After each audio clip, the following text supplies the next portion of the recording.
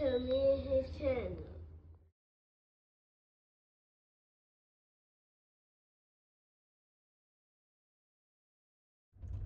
What's up, it's your boy LOE Visuals. I'm back with another day. Gonna hope y'all vibing, y'all chilling, y'all enjoying y'all day. On a productive day. We back at it. Before I start, I'm trying to smash the like button, smash the like button, smash the like button. On the road to 10K subscribers, hit that subscribe button, turn on post notifications on. Find me on any other platform. My link tree is in my bio. Follow my X at Visuals LOE. Follow my TikTok at LOE.Visuals. And follow my Facebook at LOE Visuals. So let's talk about it. So, Dillon Gabriel is making Kevin Stefanski's job very difficult. Kevin Stefanski, I know he probably doesn't really want to start Shedeur Sanders, but at the rate Dillon Gabriel is playing, it might happen sooner than we think, you guys. I thought that, it was going to play out to about week 12-ish, something like that. And then, Shedeur gets his shot. But with the performance yesterday, I could see it happen sooner than later, because I was watching that football game, and the Browns defense, as far as in that first half, they played pretty well, and, going into the second half, it was a game that the Browns should have been in. But I think the Patriots realized that, this guy cannot really get the ball down the field. And if we, load the box up and, kind of be physical with the run game, we can make him put the ball in the air. And that's what happened, because, Kevin Stefanski's playing, they've been really hiding Dillon Gabriel a lot, in these games. They've been hiding him. A lot of these attempts are 3-yard outs, 5-yard outs, 5-yard hitches, flat routes, screens. It's nothing really down the field, So, if you look at his completions, he's getting 30 completions, but he only has 180 yards. Like, that should let you guys know, right then and there what's going on and how they're scheming him. They're not putting him in positions, or they're not putting him in situations where he has to throw the ball down the field. And in that Patriots game where he had to do it, we saw the real Dillon Gabriel. We saw it, and I know Kevin Stefanski and, the Browns really want, Dillon Gabriel to be their guy, but, I mean, with the production like that, how can he? How can he be the guy?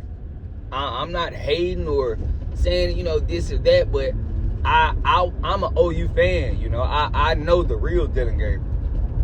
I know, respectfully, I do. I seen a lot of Dillon Gabriel at UCF. Now when he gets to Oregon, a high echelon, program, now he's all of a sudden the guy. Most of that stuff Dillon Gabriel did at Oregon was scheme. That scheme, that Oregon scheme has playmakers, and it's college.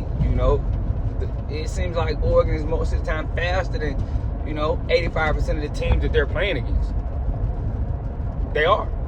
And now, Dillon Gabriel is, he has the starting job. It shouldn't really be any pressure, but it is.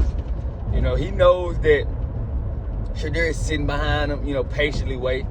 He knows that, and it's pressure in that situation. It is. Nobody wants to deal with that pressure, and, and he really hasn't gave me a reason to back him up, because if he was coming out there performing, and at least giving me, that defense some type of shot to win, it wouldn't be, me grilling him. But I feel like he's not putting them in a situation to win. And I don't know if Shedeur is going to be able to do it, but I think Shedeur can put the ball down the field.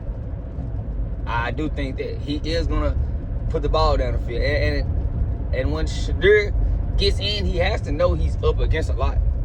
You haven't been getting first team reps. You basically getting holed out. Like, they're giving all the reps to Dillon Gabriel so he can catch on. But, when Flacco was there, they said, Flacco didn't need those reps. So you got to know that, Dillon Gabriel is their guy. It's probably one person that vouched for you. I don't know who that person is. I think it's the the owner, he may have vouched and pulled that screen to get you picked up. But, you probably got one person, vouching for you, and that's probably the owner. You got the owner's kids showing up to the game with the Shedeur jerseys on, So if I'm Dylan Gabriel, I know that's hard not to think about.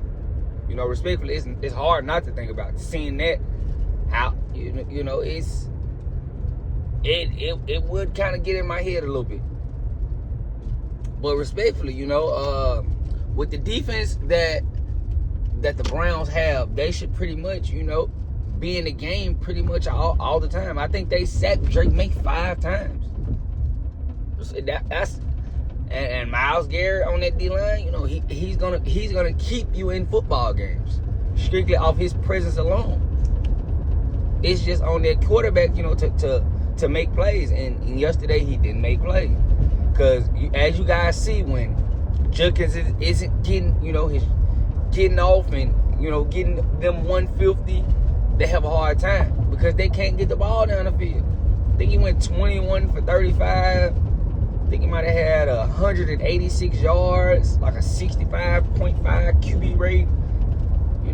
Did he have, I want to say he threw 2 picks or something. I got to go check, make sure I fact check. I don't want to just put the picks on. But I know for a fact he went probably 21 for 35. That's very inefficient. 65, QB rate. But maybe we could be being too hard on him because, he is a rookie. But at this point in time, rookies are put in situations to perform. And a lot of people feel like Shedeur Sanders could perform in their position. So that's why there's no leeway for Dylan Gabriel on his screws. If he would have went to any other team, Dylan Gabriel would be fine. But because anybody know Dylan Gabriel is going to be a serviceable backup if if he doesn't work out as a starter. Everybody kind of knows that and hint at that. So, I think he's in a situation where he's trying to, overcome the Shedeur situation, and it's going to be tough. And the Browns not going to pass on Shedeur. I've heard something like, the Browns are asking for second rounders for Shedeur Sanders. Like what? They really have no intention on passing on Shedeur because they don't want to have the thought of they passed on a generational quarterback and they had him in their quarterback room. They don't want to go through that. Having a guy in your QB room and you didn't let him get a shot at it, and he turns out to be generational, that's grounds for somebody getting fired. And Stefanski, he doesn't want to get fired, so he's gonna, and I'm pretty sure the GM doesn't want to get fired, so they're gonna let this play out. And the notoriety that the Browns give right now, they're not gonna pass on that. Nobody talks about the Browns. But since Shedeur is there, it's all we can talk about. Because we want to see how he performs. But it's up in the air. In my opinion, I feel like if Dylan Gabriel keeps shooting himself in the foot, we could see this happening. We could see Shedeur playing faster than I thought. I had him slated for like week 12-ish, week 13, when there's no shot that they make the playoffs. But who knows? It might be sooner than that. But, let me know what you guys think in the comment section. Make sure y'all smash the like button. Want to road to 10K subscribers. Hit that sub button. Turn the post notifications on. I love you guys so much. I'm out.